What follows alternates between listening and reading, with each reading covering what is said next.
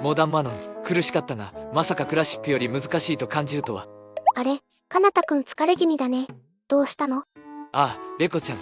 実はモダンマノンを始めたんだが、こいつはなかなか苦しくてね。前にマノンはモダンの適性があるって言ってたよね。クラシックと操作がまるっきり変わったから苦しいってことかな。確かに、クラシックマノンを使ってた時は、モダン適性もありそうだなと感じた。そして実際にモダンマノンを触ってみた結果、あれは嘘だった。手首柔らかすぎない？反論のしようもない。正確にはクラシックマノンに比べて物足りないというのが本音だ。マノンは駒投げと打撃を迫るキャラだし、主要パーツの立ち中パンチがあるから2択を迫るのには十分だと思っていたんだ。2択を迫るための立ち回り要素である対空が楽になるなら、多少パーツがなくなってもモダンでいけるだろうと思っていた時期が俺にもありました。実際対戦してみたら、戦うためのパーツが足りないと感じてしまった。ということは、つまりモダンマノンは弱い。本気で言ってる？わりかしマジで言ってる。いや、マノンが弱いと言っているわけではないよ。モダンで使うマノンが弱いってこと？クラシックと比べてしまうとどうしてもね。どうするの？今回はモダンマノンの初級者動画やるって聞いていたけど。やらせてもらおうと思っているが、結論は先に出しておこうと思う。マノンを使う場合は頑張ってクラシックを練習した方がいい。モダンの動画だよね。ダメじゃないかな、その結論は。俺もそう思うが、嘘はつけない。足りないのが分かっていて人様におすすめするのはよろしくはないのではないかと感じた。かなたくん、モダンマノン使いに怒られちゃうよ。覚悟の上だ。だけど、マノン自体はおすすめできるキャラクターではあるんだ。モダンだと物足りないのは事実だが、戦えないわけではないし、マノン本来の面白さは感じることができる。一応モダンらしい戦い方はあるから、モダンマノンに個性がないわけでも、単純にクラシックマノンの介護官だというつもりもない。モダンマノンはモダンマノンで進められる要素はあるから、ちょっと触ってみるか、という人向けの初級者向け動画にしようと思う。そんな感じでよろしくお願いする。出だしで弱キャラ発言されたから、ちょっと幸先が不安だけどよろしくね。まず、モダンマノンについて簡単に説明する。クラシックマノンとの最大の違いは、しゃがみ中 P がないことと、デカジェが弱番とオーバードライブ番しかないことだ。これが正直きつくてな、要所で楽をできない息苦しさを感じたよ。そんなに変わるの？他の使用技はちゃんと持ってるよね。だいぶ違うなと思ったが、まず、中デカジェがないことによって、オーバードライブ論法1からのリターンが減る。そして、しゃがみ中 P がないことでドライブコンボのダメージが下がる。しゃがみ中 P はノーマルヒットで弱攻撃がつながる攻撃でもあったため、ヒット確認で楽をできなくなったデメリットも生まれる。他にもクラシックマノンで最大の攻撃リーチを誇ったタチ大キックがないため、相手を押さえつける攻防に息苦しさを感じたり、三強系の巴でリエールがないため、入れ替えコンボにゲージが必要だったりと、かゆいところに手が届かない感じがしたな。モダンの操作の簡易化による恩恵より、パーツが足りない不自由さの方が大きくなってしまったイメージだ。操作が簡単になったはずなのに、ゲーム攻略の難易度が急上昇した感じを受けたな。簡易操作を取り入れたモダン操作によるメリットがないってことかな。いや、メリットがないとまでは言わない。対空還元や歩き駒投げなどの強襲で恩恵があるからな。この辺りは後々説明していこう。では、技の構成を見ていこう。今回は PS4 コントローラー純正パッドデフォルト配置での使用を前提に紹介する。モダンについてと通常技の詳細はブログを見てもらうか、メタンの M 竜の動画の前半を見てほしい。ブログやメタンの動画もよろしくね。まず、ニュートラル SP で駒投げであるマネージドレ。ワンボタン版は今日マネージドレになっている。マノンの代名詞な技なので、もちろん正規入力も存在する。ワンボタンであるのは便利だが、リスクを負った駒投げの火力を下げるのはリターン的にも心情的にもおすすめしないので、頑張って正規入力を練習してほしい。少なくともドライブインパクト返しや無敵技をガードした後などの確定状況では正規入力をしてほしい。次にマイ SP で論法1。ワンボタン版は中の論法1になっている。こちらも正規入力が対応している。対空無敵がで初めからついているわけではないので、対空として使うには慣れが必要になる。ただ、これで対空を取れないとモダンを使っている意味が薄くなるので、しっかりと対空を狙っていきたいのは本音だ。ワンボタンならめくり攻撃にも対処がしやすい。オーバードライブ版論法1から対空を始めよう。次は下 SP でランベルセ、打撃投げだな。ワンボタン版は弱のランベルセになる。正規入力がないため、使えるのは弱版とオーバードライブ版だけだ。ノーマル版のランベルセはコンボパーツだ。使い方はコンボと一緒に覚えるのが効率がいい。オーバードライブ版ランベルセはで初めからではないのだが、3フレーム目から膝上無敵と飛び道具無敵がついている。相手の飛び道具や上段攻撃を避けつつ攻撃ができるぞ。オーバードライブ版ガンベルセをワンボタンで撃てるというのがモダンマノン最大の強みと言っても過言ではない。クラシックだととっさに仕込むのは難しいため場面が限られるが、モダンのワンボタンなら対応できる場面が増える。立ち回りのオーバードライブランベルセを意識してほしい。次は後ろ SP のデカジェだ。マノンのデカジェはボタンによって技が変わるものだったが、モダンだと弱版とオーバードライブ版の2種類だ。弱版のデカジェはブルブルと呼んだりするな。そのまんまだね。オーバードライブ版は中段攻撃かつヒット時は追撃可能だ。発生は遅いがガードされても特に反撃はない。ここぞという時に使おう。次にアシストコンボ。正直に言うとコンボ自体はあまり使わない。初段で出る通常技を使うためのボタンとしてみよう。アシスト弱コンボ、立ち弱キック、強論、コアン。アシスト弱単発は牽制などで使うが、このコンボ自体は使う場所が限られる。また連打してしまうとガードの上からでも論法案まで出してしまうため注意してくれ。しゃがみ中 P を持っててくれれば出番も多かったんだが。アシスト中コンボ、立ち中キック、オーバードライブ論法案、 SH アラベスク。正直使う場面が思い当たらない。反撃確定にこのコンボをするなら駒投げで投げた方が良いのではと思ってしまう。しかし1段目の立ち中キックは発生こそ遅いがコンパクトなモーションだ。また技範囲も広いために優れた置き技になっているぞ。立ち中が届かない範囲からドライブラッシュを仕込めるため立ち回りで混ぜていくのをおすすめだ。アシスト強コンボ、4強レベランス、オーバードライブで勝ち、立ち弱キック、強論、コアン、 SA3 パトル。途中で中段であるオーバードライブ論法案を挟むためこのコンボ自体を崩しとして使える。ガードされていた場合はオーバードライブ論法案で止めてくれる。オーバードライブ論法案はガードされてても反撃は受けにくい。ただ反撃確定状況で使う場合は正規入力での SA3 単発の方がダメージが高いのは覚えておいてほしい。このコンボは便利そうだけど使わないの？優秀ではあるんだが4強からオーバードライブ論法案を使う場面がなかなかなくてな。俺がイメージしきれてないだけかもしれないな。次にコンボだ。と言ってもマノンは投げるか殴るかの2択をかけ続ける実戦値が重要なキャラクター。コンボの種類はそこまで多くない。また最低限のコンボを覚えたら対戦の数をこなす方が考えも動きもまとまってくるだろう。気負わずに覚えていってほしい。小技からは 6SP か 4SP。 小技からしっかりダウンを取ってラインを上げよう。密着なら3発刻めるがなかなか機会がないため2発で確認できるとなおよしだ。しかし 4SP のデカジ20歳弱からしか繋がらないから注意してくれ。使い分けになれないうちは 6SP 一択でも構わない。まずは小技からしっかりダウンを取ろう。また小技がヒットしているのにもかかわらず駒投げに行くといった強欲な選択肢も駒投げキャラクターの魅力の一つだ。駒投げキャラクターは理屈や理論で戦うキャラクターではない。強欲さも忘れずに持とう。そのアドバイス怒られないかな？駒投げキャラ使いにとって相手の怒りはご褒美だ。駒投げキャラを使ってる人に怒られるよ。大丈夫だレコちゃん。駒投げキャラ使いはみんな自覚があるはずだ。ほんとかな？次に4中を使ったコンボだ。4中追加中のターゲットコンボで2段目は中段になっている。初段の発生が遅いため立ち回りや暴れ潰しでは使いにくい。また下段がないため崩しとしても成立しない。しかしこの発生の遅さがジャンプ攻撃からの2択で強力となっている。ジャンプ中などで相手に乗っかった後に4中手と駒投げの2択だ。暴れるにはフレームが足りない乗っかり方を覚えるとグッドだ。そして4中手の優秀なところは空中ヒットでもカバーが効くところだ。お前を絶対に逃がさないという意志を植え付けてやろう。次にドライブラッシュを絡めたコンボだ。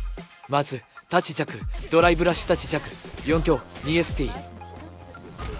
立ち弱からメダルレベルを貯められるためこのコンボは絶対にできるようになろう。弱攻撃からつなげられるので当然立ち中やアシスト中からもつなげられる。展開が早いため習得は大変だと思うがこのコンボができるとできないでは運命の差なので頑張って習得してほしい。またガードの上からでもドライブラッシュをかけるメリットは大きい。ドライブラッシュが早い展開の中で投げと打撃の2択を迫れる。相手にしてみればこのプレッシャーは相当なものだ。ゲージと隙があらばドライブラッシュをかけて相手を疲れさせてやろう。また中攻撃以上の話になるがドライブラッシュからの駒投げは通常技では暴れることが難しい。ヒットしているかガードしているかで駒投げのタイミングが変わるがこの辺りの感覚を覚えると非常にはかどるぞ。駒投げに行った時にカウンターが出ていれば相手は暴れていたということになる。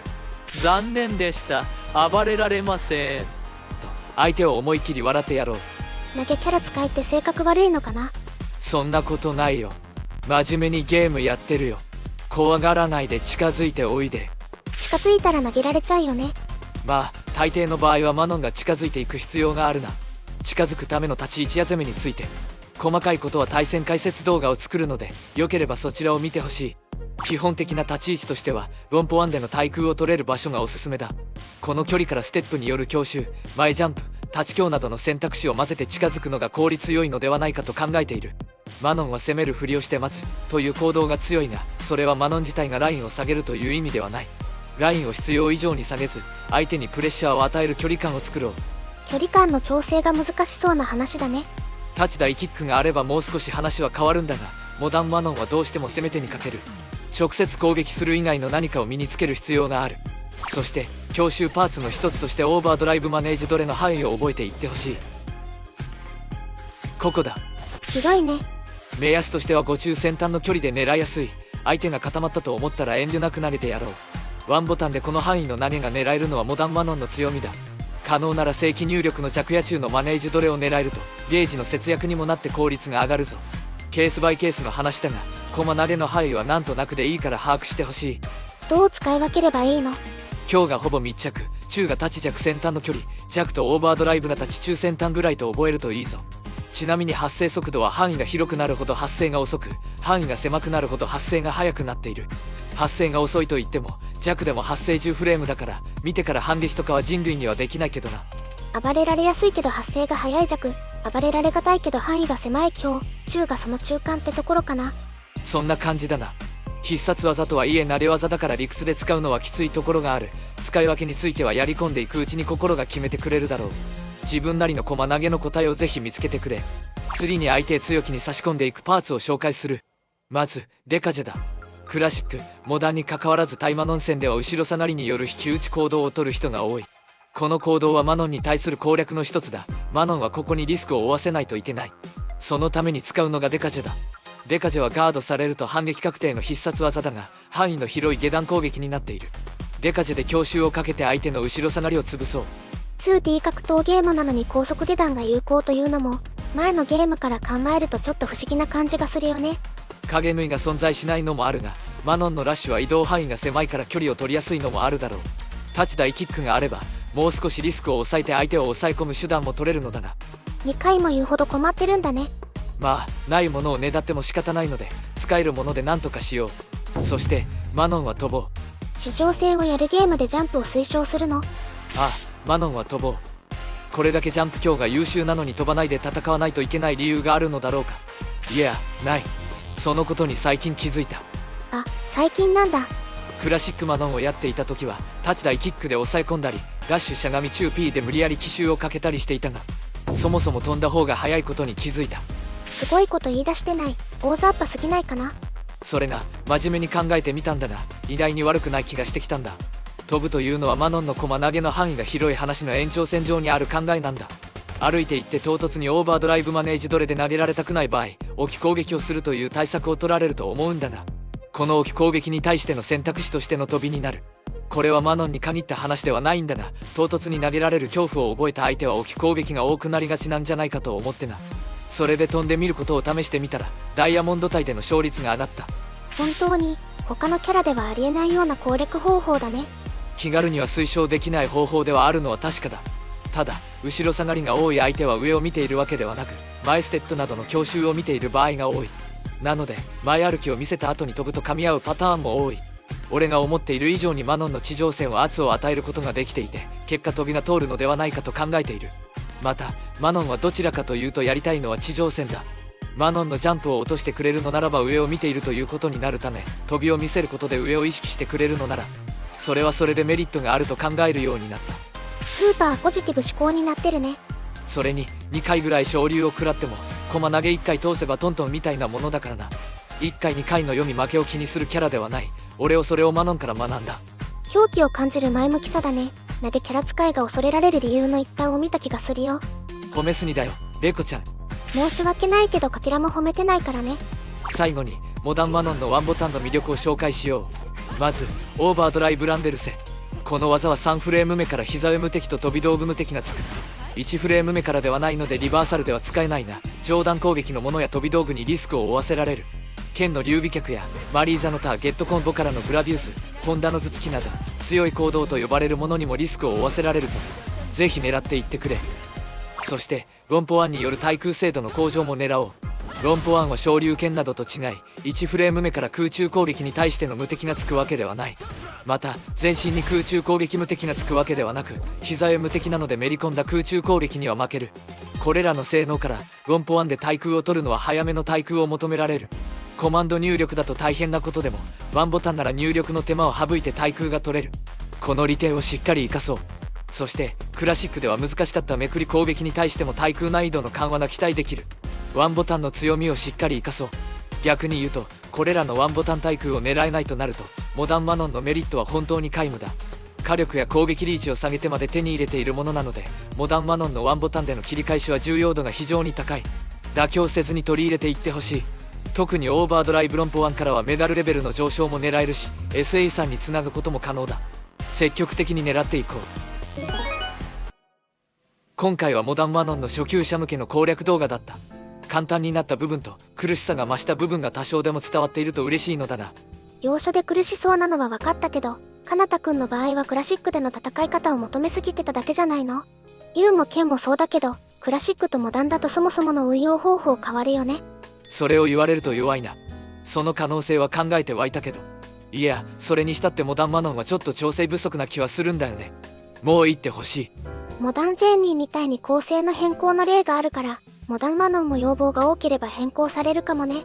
アシスト中をしゃがみ中 P にしたりデカジェの正規入力が欲しいな。今後のアップデに期待しよう。とりあえずこのチャンネルの結論としては、現状のマノンがクラシックでのプレイを押す。モダンマノンが強い弱いの前に対空を取った後のリターンが低かったり、せっかく読み勝ったのにパーツ不足で詰め切れなかったりするのは純粋に面白さが低くなっていると思うんだよな。モダン操作で得たメリットよりも物足りないと感じるデメリットの方が大きく感じてしまったよ。しかしモダンマノンの対応力の高さと相手をぐちゃぐちゃにする要素が魅力的なのは間違いない。物足りないと感じてはいるが、今でもモダンマノンはモダンマノンの魅力があるのは間違いない。この魅力を残しつつもう少しだけでいいからモダン操作のメリットを感じる調整を期待したい。欲望がよく感じられる発言だね。クラシックでもモダンでもマノン戦は大変だから、個人的には控えめでいてほしいな。駒投げキャラとの対戦苦しいんだよ。そう思ってもらうキャラだからな。一杯慣れさせてくれ。ランクまで一戦抜けするプレイヤーの気持ちもよくわかるな。では今回はここまで。最後までご視聴ありがとうございました。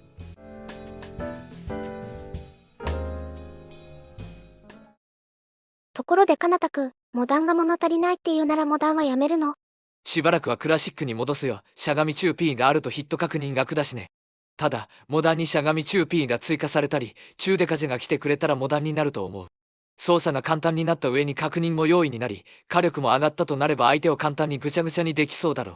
こんなに嬉しいことはないよな。よくわかったよ。かなたくんと対戦するのは精神衛生上よろしくないことがね。